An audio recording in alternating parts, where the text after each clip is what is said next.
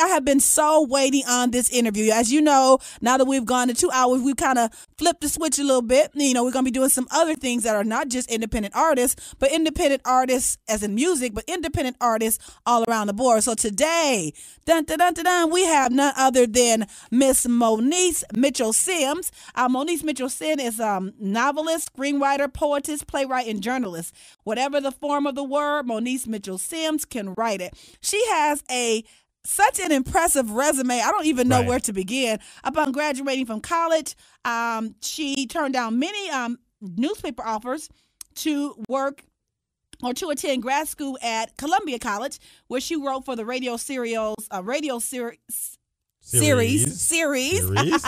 South Park and Grand Boulevard. She also wrote and directed, produced her award-winning thesis film Carmine's Choice, lauded as a raw and brilliant look at a female ex-convict's struggle to stay on the right path.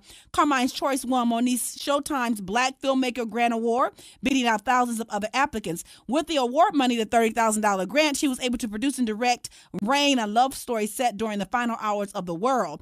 That same year, Monice was awarded a feature fellowship in Bill Cosby's, Guy Alexander Hanks, and Marvin Miller's screenwriter program at the University of Southern California.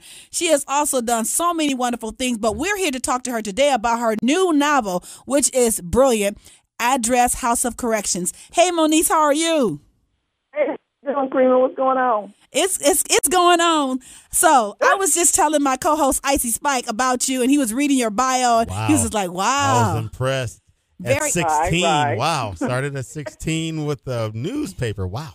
Yeah, that's because she's all that. You know, one diva to another. I can feel you, Miss Monice Mitchell-Sims. Monice, so let's get right into it.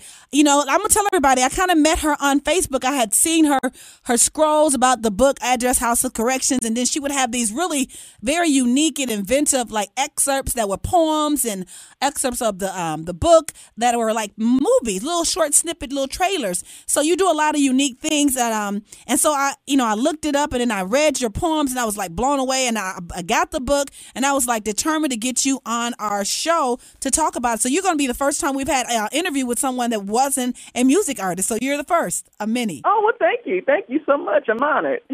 Okay, so Monice, tell us, because I know you sent me like the synopsis, but I want you to tell me about your new book, Address House of Correction. What can people expect when they read that book? Well, Address House of Corrections is a tale that's inspired by the life of my grandmother. And it's the first of a trilogy. The second book is going to be called The Mailman's Daughter, which I'm writing right now, which is inspired by the life of my mom. And then Quick to Lie is the third in the trilogy about my great grandmother. But I started with my grandmother's story, Address House of Corrections, because she was how can I say this, streetwise, but brilliant, and she made some choices that ended her up, you know, correctional facilities and things like that. But happens to a lot of people. It does. But she was just one of the women that, you know, shaped me. And despite what mistakes she made, she was a brilliant influence in my life. And so I wanted to write about my family, particularly my mother, my grandmother, and my great-grandmothers, their relationships as mothers and daughters, because it was interesting that me and my sister, we were the only ones that called our mother by Mama. My mother called her mother by her first name, Margaret, and then my grandmother called her mother by her first name, Isabella. So I always wanted to know, like, what's that about? Why? Yeah, that's not normal, you know, especially in black families. It ain't normal. It ain't normal.